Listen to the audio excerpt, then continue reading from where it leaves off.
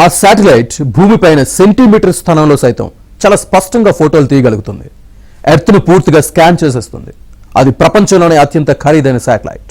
అలాంటి ఉపగ్రహం మన నెల్లూరు నుంచి నింగికెగరనుంది. నాసా, ఇస్రో కలిసి సంయుక్తంగా ఈ ప్రాజెక్ట్ చేపట్టాయి. ఆ విశేషాలేంటో ఇప్పుడు చూద్దాం.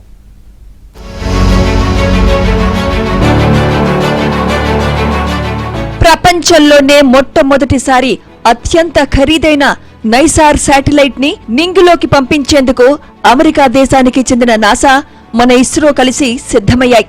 నైసార్ అంటే NASA ISRO synthetic aperture radar అని అర్థం. శ్రీహరికోటలోని అంతరిక్ష ప్రయోగం కేంద్రం నుంచి జూలై 30వ తేదీ సాయంత్రం 5:40 GSLV F-16 రాకెట్ ద్వారా నైసార్ శాటిలైట్ ని నింగిలోకి పంపనున్నారు.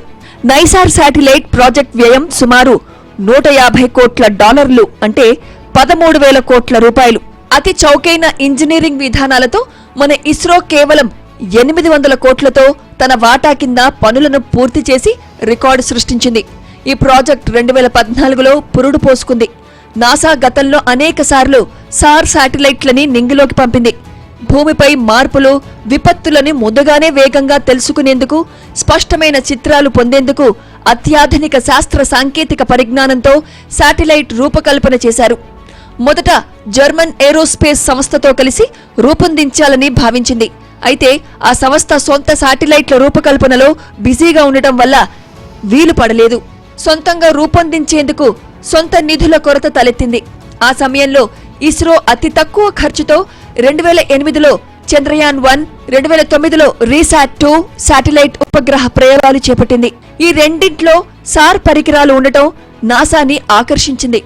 అలా 2014లో ఈ ప్రాజెక్ట్ కోసం ఇస్రోతో జతకట్టింది నాసా.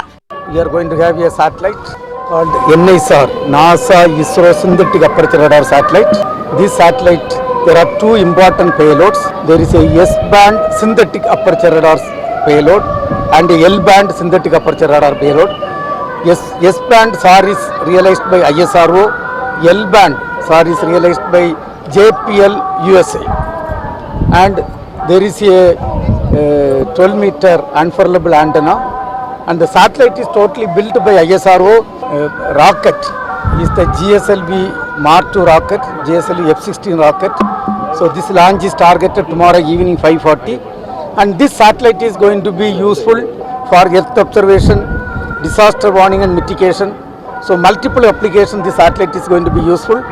అత్యంత ఖరీదైన నైసార్ శాటిలైట్ ని భూమికి 747 కిలోమీటర్ల ఎత్తులోని అనువర్తిత కక్షలోకి GSLV F-16 రాకెట్ ప్రవేశపెట్టనుంది. నైసార్ శాటిలైట్ బరువు 2392 కిలోలు.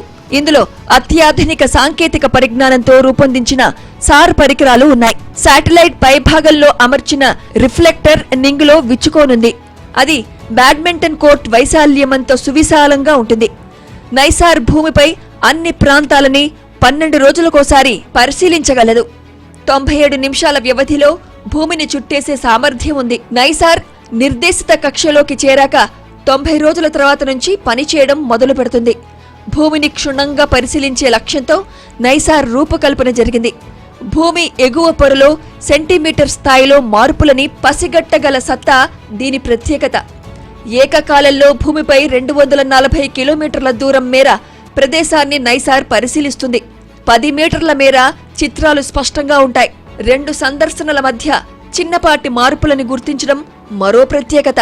రేడియో ఫ్రీక్వెన్సీ సంకేతాలని నిర్దిష్ట భూప్రాంతానికి పంపించి అవి నేలని తాకి పరివర్తనం చెంది తిరిగి ఉపగ్రహాన్ని చేరుతాయి.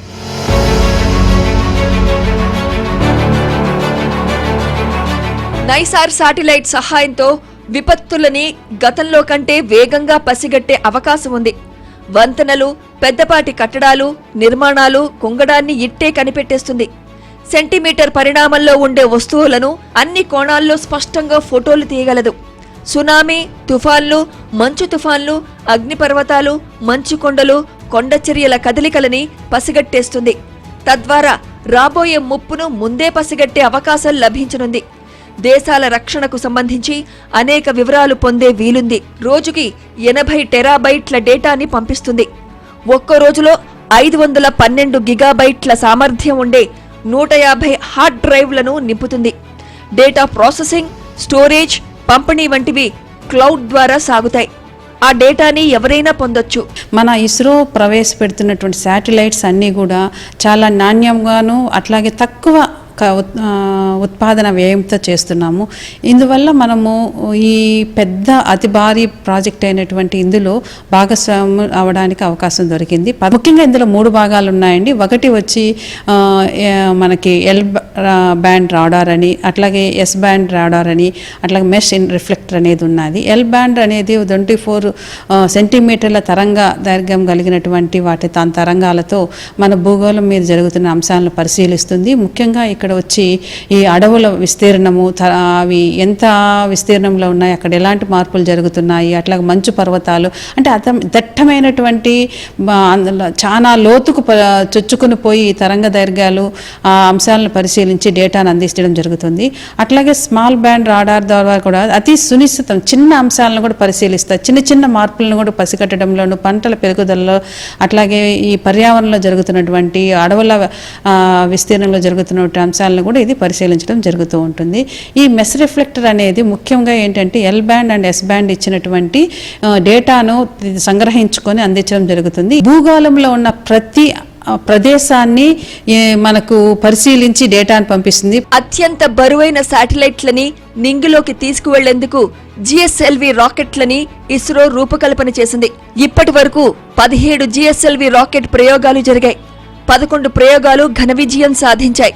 4 ప్రయోగాలు పూర్తిగా, 2 ప్రయోగాలు పాక్షికంగా విఫలమయ్యాయి. ప్రస్తుతం నైసార్ శాటిలైట్ ని నింగిలోకి తీసుకెళ్లేందుకు జిఎస్ఎల్వి F-16 రాకెట్ ని వినియోగిస్తున్నారు. ఇది జిఎస్ఎల్వి రాకెట్ సిరీస్ లో 18వ ప్రయోగం. ఇటీవల కాలంలో జిఎస్ఎల్వి ప్రయోగాలన్నీ వరుసగా విజయవంతం కావడంతో నైసార్ ప్రయోగానికి దీనిని ఎంపిక చేశారు.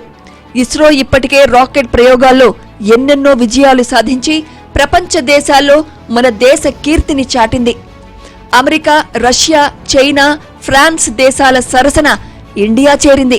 నిజానికి ఆ దేశాల కన్నా ఇస్రో విజయాలే ఎక్కువ. మానవ సహిత ప్రయోగాలకి వడివడిగా అడుగులు వేస్తోంది. ప్రపంచంలోనే అతి తక్కువ ఖర్చుతో శాటిలైట్లని నింగిలోకి పంపగల సంస్థగా ఇస్రో గుర్తింపు పొందింది. ఈ ప్రయోగం విజయానంతరం ఇస్రోకి వాణిజ్యపర ప్రయోగాల అవకాశాలు భారీగా పెరిగే అవకాశం ఉంది.